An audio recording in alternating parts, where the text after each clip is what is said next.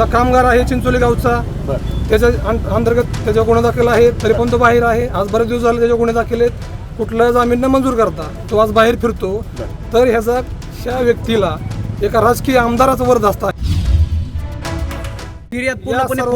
त्या मुलीने असं म्हटलं, आरोप केला तो आझर शेख नावाचा त्या मुलाचा चुलता जो आहे तो गावगुंडा आहे, वाळू उपसतो, मुरुम उपसतो.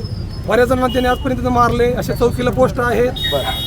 तिथले 68 गुन्हे दाखल आहेत. तिथला सोनवणे भाऊसाहेब म्हणून एक तिथला कामगार आहे चिंचोली गावचा, त्याच्या अंतर्गत त्याच्या गुन्हा दाखल आहे, तरी पण तो बाहेर आहे. आज बरेच दिवस झाले त्याचे गुन्हे दाखल आहेत. कुठला जामीन न मंजूर करता तो आज बाहेर फिरतो. तर ह्या व्यक्तीला एका राजकीय आमदाराचा वरदहस्त आहे. कुठल्या आमदार कोण आहे तो आमदार? सगळं बोलणार येईल.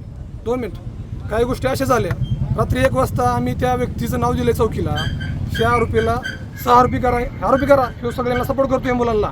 आजपर्यंत या भिगवणमध्ये या मुलांनी बरेच वेळा दहशत माजवली आहे. अशा गुन्ह्याची नोंद आहे चौकीला, भिगवण चौकीला, तुम्हाला सांगतो. तर हे आरोपी असताना आज त्या एफ आय आरमध्ये नाव आहे याचं आझर शेखचं. आरोपी असताना तुम्ही चौकशी करून बघा, भिगवण चौकीलापर्यंत नाव आहे. हा आरोपी असताना त्यांनी रात्री 1 वाजता आज रात्री 1 वाजता मी जागे होतो. माझी वहिनी बेशुद्ध पडली होती, त्यांचा BP वाढला होता. यशवंत हॉस्पिटलमध्ये त्यांना ट्रीटमेंट चालू होतं आयुष्यामध्ये.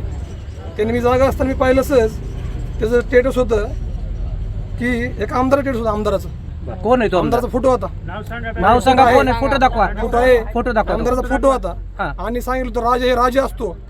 म्हणजे असं राजाच्या अंडर खाली काही काम चालतं का? कोण आहे तो आमदार? आमदार आहे. मला फोटो नाही ओपन करायचा, तुम्ही समजून घ्या. कोण आहे तो आमदार? आमदार कोण आहे? इंदापूर तालुक्यातला आहे, दौंड तालुक्यातला आहे? कोण आहे आमदार तो? तुम्ही समजून घ्या, तुम्ही सगळ्या गोष्टी. फोटो आणि त्या मुलीला तुम्हाला माहिती आहे, तुम्ही आरोप करताय त्या आमदाराचा. दबावाखाली आणून आज एका मुलीचं अपहरण केलं. तिच्यापाशी कोणी नसताना जर तिला अपहरण केलं, तिच्या डोक्याला पिस्तूल लावला. तुझ्या फॅमिलीला भीती आहे, तुझ्या फॅमिलीला सुद्धा आम्ही उचलून नेलेलं आहे. तिला पण त्या फॅमिलीला, तुझ्या 2 भावांना, तिला वडील नाही, दोन्ही भावांना आम्ही खलास करू शकतो. त्याला आम्ही पकडून नेलेला आहे. तू एक बाईट अशी दे की तू असंच बोल, तुला बोलल्याशिवाय पर्याय नाही, नसेल तुझा आम्ही खलास करणार. कोण म्हणलं इथं समोर आला असं त्या मुलीचा बाप असू शकतो. तेव्हा काय आता तर पोलीस आहेत, सगळेजण होतं. आता काय बोलणं झालं? आता काय बोलणं झालं? आता काय पुढची पावलं झाली मुलीशी? त्यांनी त्यांच्या प्रकारे मुलीवरती काहीतरी त्यांचे गुप्त यंत्रणेच्या त्यांनी काहीतरी मुली त्याला खायला घातलेला आहे.